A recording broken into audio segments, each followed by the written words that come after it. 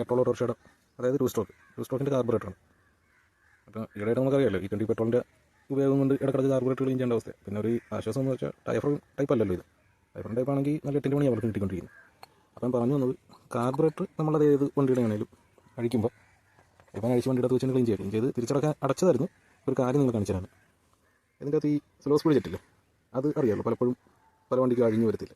നമ്മൾ അവിടെയാണ് ശരിക്കും പെട്ടുപോകുന്നത്. എൻ്റെ ഹോള് ക്ലിയർ ആക്കിയാൽ മതിയല്ലോ. ഈ ഒരു വയർ കഷ്ണം ഞാൻ എടുത്തിട്ടുണ്ട്. അതിൽ 100 മാത്രം ഇങ്ങോട്ട് വലിച്ചൂരി എടുക്കുക.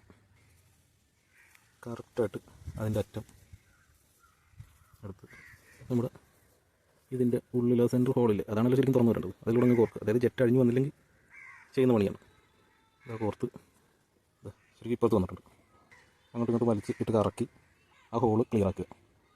ഇവിടെ ഹോളിൽ 2 ഹോളും തുറന്നിട്ടുണ്ട്. പൂട്ടി താക്കോലെടുത്താൽ നമുക്ക് സ്റ്റാർട്ട് ചെയ്യാൻ പറ്റത്തുള്ളൂ.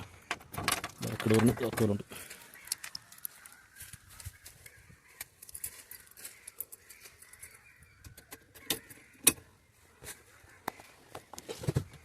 പുഷ് ബാക്ക് സീറ്റാണ് കാറിൻ്റെ, ഇരിക്കടെ അതെവിടെ സെറ്റ് ചെയ്തിരിക്കും. ഇപ്പോൾ അവിടെ നിറച്ച് നോക്കാം. റിസർവാണ് നോക്കിയത്, അല്ല അടുത്ത കാണിച്ച് മെയിനിൽ വെച്ച് ഇവിടെ ഒന്ന് വലിച്ച് ചത്തേനെ വിക്കർ വലിച്ച്.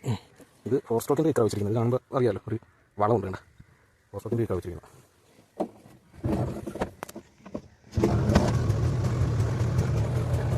രണ്ടാമത്തെ വലിച്ചാണ്.